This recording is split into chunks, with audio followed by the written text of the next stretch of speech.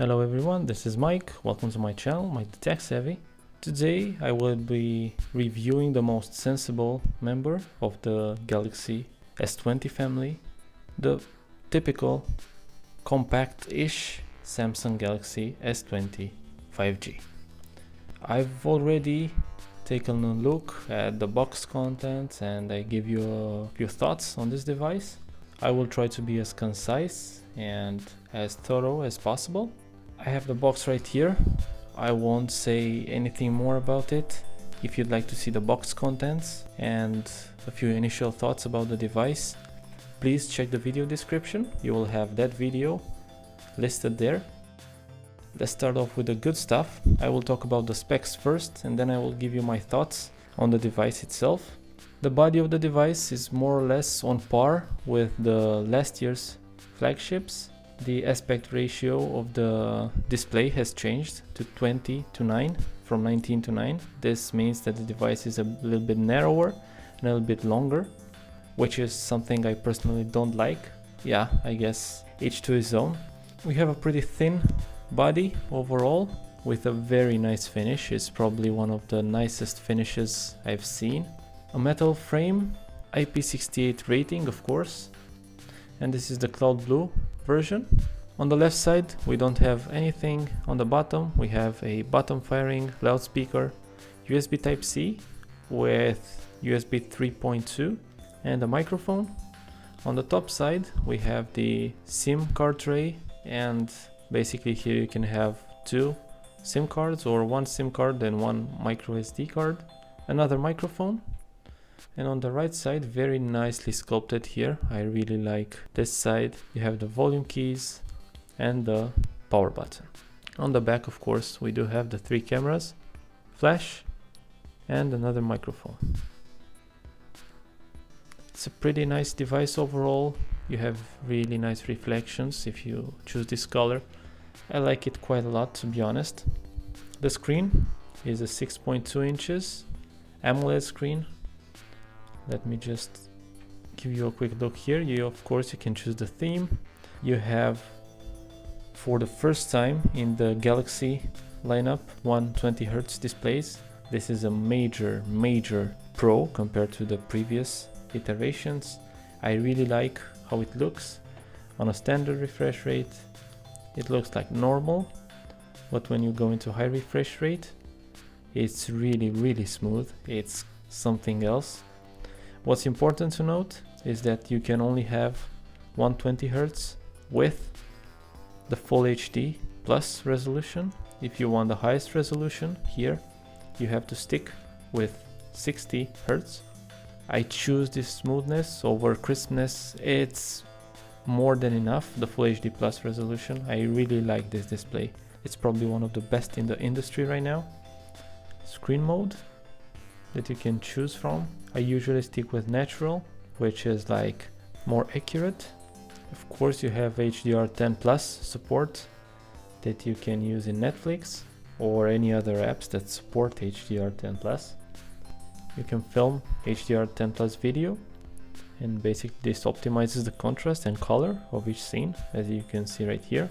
Also, it seems like YouTube supports it, so you can find some videos there if you want to play back HDR10 plus content on your Samsung Galaxy S20. Chipset, in my case here I have the Exynos 990. Let's download CPU Z and take a look. Here you go.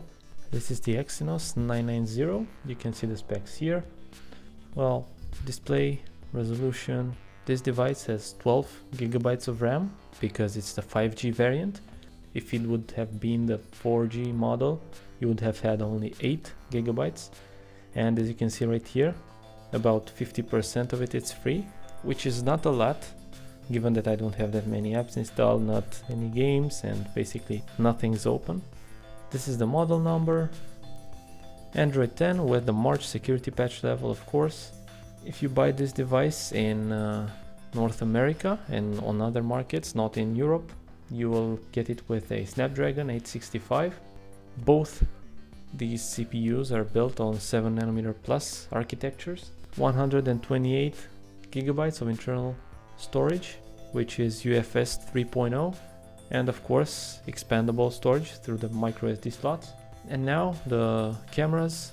So we do have the typical wide, let's call it, main camera, 12 megapixel, quite a big sensor, f1.8 aperture, so it doesn't have dual aperture anymore, face detection autofocus and OIS. We do have the telephoto lens, which is a 64 megapixel sensor.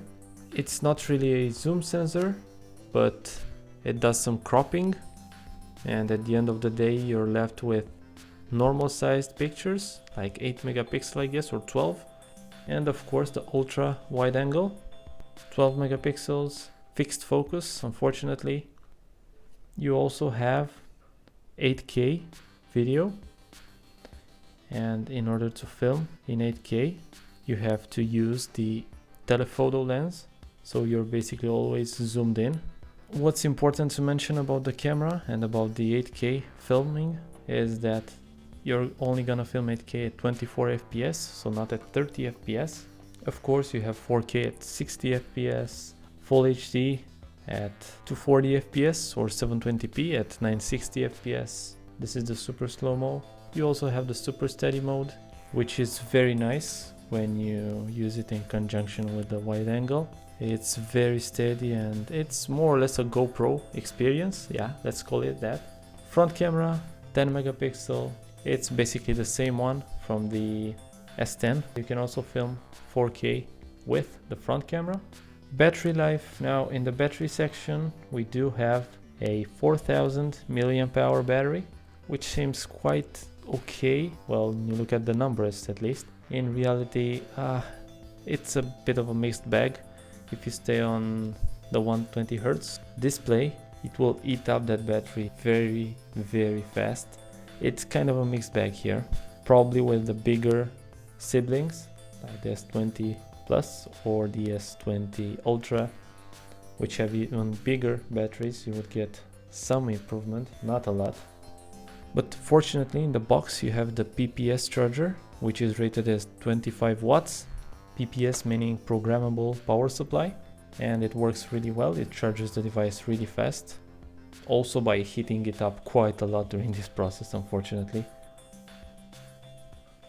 Of course, you do have the usual wireless charging, 15 watts. You have the reverse wireless charging here, wireless power share. We have the amazing ultrasonic under display fingerprint reader, which I don't like that much.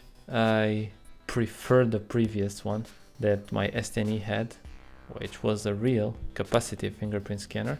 Unfortunately, Samsung still uses the ultrasonic technology for this in-screen fingerprint reader. It's quite a bit slower than the optical one. You have NFC. The Samsung Galaxy S20 series doesn't feature a notification LED.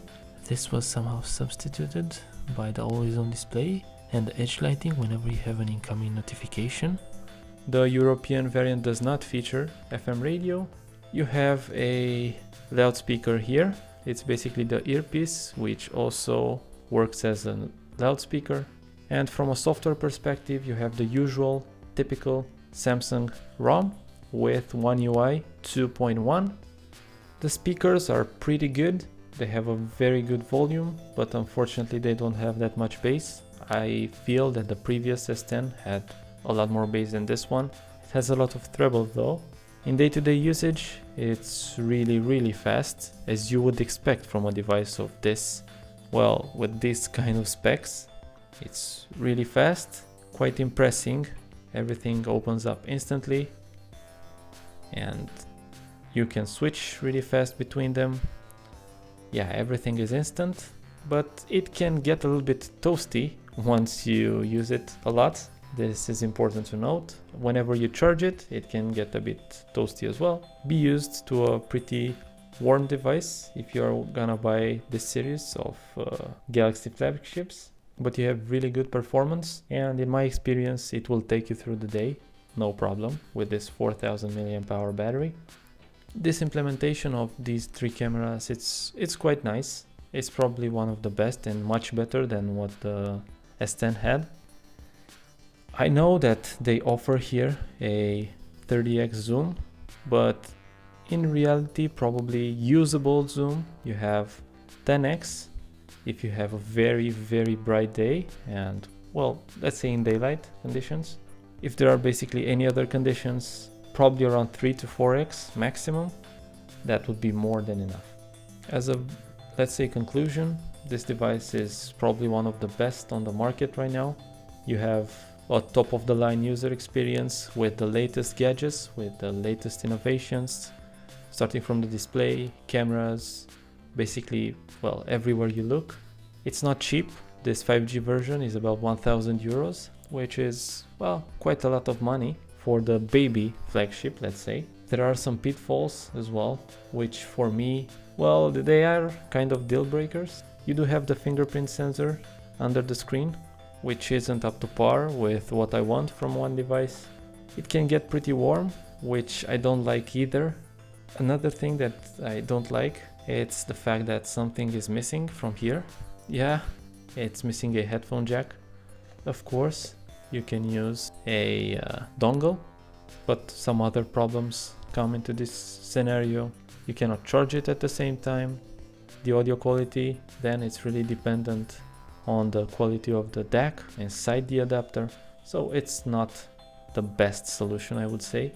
I would have rather preferred that Samsung kept the headphone jack. But overall, this is a pretty good device. As alternatives, I don't see that many. If you're in the Apple camp, of course, the iPhone 11 Pro is definitely a contender. But from the Android realm, a package like this, a very nice device, slim and still compact by today's standards. Well, compact has definitely increased in size from year to year. Yeah, it's really difficult to find something. Probably the S10, it's cheaper, and if you don't require the extra horsepower or this very beautiful display, you might get along with it, but I don't see that many alternatives. The price will probably go down soon, not by much, but still it will make it a bit more affordable. Overall, I think this is the most sensible choice out of the three, for sure. The other ones, well, they are way too big. Let me just say straight, there is no way of hiding this. Even this one, it's a bit of a stretch, but its bigger siblings, yeah, it's a definite no-no. This was my review of the Samsung Galaxy S20 5G. I hope you've enjoyed it. If you did, please do press the thumbs up button. If you'd like to see more similar videos in the future, also press the subscribe button, which will be displayed right here in the bottom left part.